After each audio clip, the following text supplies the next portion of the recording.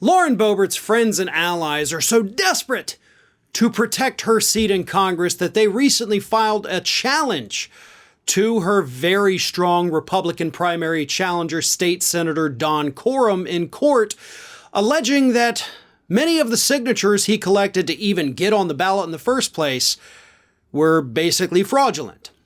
And yesterday, a judge said, no, they're not. He's going to stay on the ballot. In fact, the Secretary of State actually determined that only 19 of the signatures were somehow invalid. He did not go in, to how they were invalid, but said Secretary of State looked at it, analyzed all of them. 19 were invalid, but that's not enough to keep him off the ballot. So yes, Lauren Boebert, there is a primary challenger, and it's one that is hugely popular in your district. So here's the thing. This challenge was actually filed by a man by the name of David Lee Laird. He's attacked Coram for using signatures to qualify for the ballot at all, rather than going through the caucus system, writing 2 local letters to newspapers on the matter. One of them said, quote, "Before being cajoled into signing this petition, voters should take a few moments to educate themselves and do their own background check on Coram. Check out corruptcorum.com. He wrote that in both of his letters, and it turns out that corruptcorum.com is actually run by the Bobert campaign. So while Mr. Laird may not be a part of the Bobert campaign, he sure is kind of working on their behalf, right?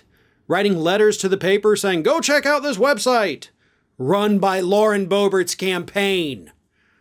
So here's why they're doing this. Obviously, Lauren Boebert, outside of her district, is hugely unpopular. That is, of course, why Don Coram decided to throw his hat into the ring and run for that House seat. Coram is a more moderate Republican. As I said, he is incredibly popular in the state of Colorado. And the district, of course, recently got a little bit more red. However, the new additions to the district are more moderate than they are fringe extreme like Bobert. It is a relatively safe Republican district, but not necessarily for Bobert now. So Coram actually stands a very good chance of unseating her in the primary, which would be fantastic. Let's also not forget the recent fundraising numbers. Lauren Boebert's not doing so well. She doesn't have much cash on hand at all. I mean, basically, she has enough money to run an ad. Like one ad. She could do one ad buy with the money that she has had on hand right now, because she did not have a very good first quarter. Neither did Matt Gaetz or Madison Cawthorn or Marjorie Taylor Greene, but Bobert is the one that is in serious trouble. Cawthorn is too, but that's a story for a different day, story I've actually told 100 times. Bobert's in trouble, and now even her friends trying to come to her rescue, kicking this man off the ballot, basically gets laughed out of court because the judge says, nope, these signatures were reviewed. He's legitimate. He beat the threshold. There's nothing you can do. You cannot protect Lauren Boebert anymore. She has to face a challenger. Poor Bobert, right? It's up to her though, right? She can make the case to voters in her district. She gets to explain to them, as Coram has called her out for, why she hasn't done a single thing for any of them. So yeah, answer to the voters, Lauren. That's what this, constitutional democracy, or as you tweeted out the other day, this is actually a republic. Sure it is, but that's actually a form of democracy.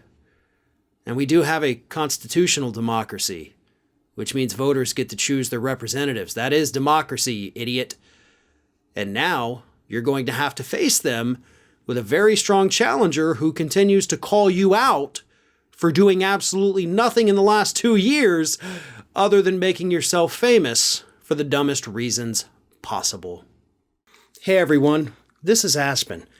And did you know that for the low cost of $0 per day, you can subscribe to the Fair and Balanced YouTube channel? We also encourage you to like, comment, and share, but again, click that subscribe button and help Aspen not be so grumpy.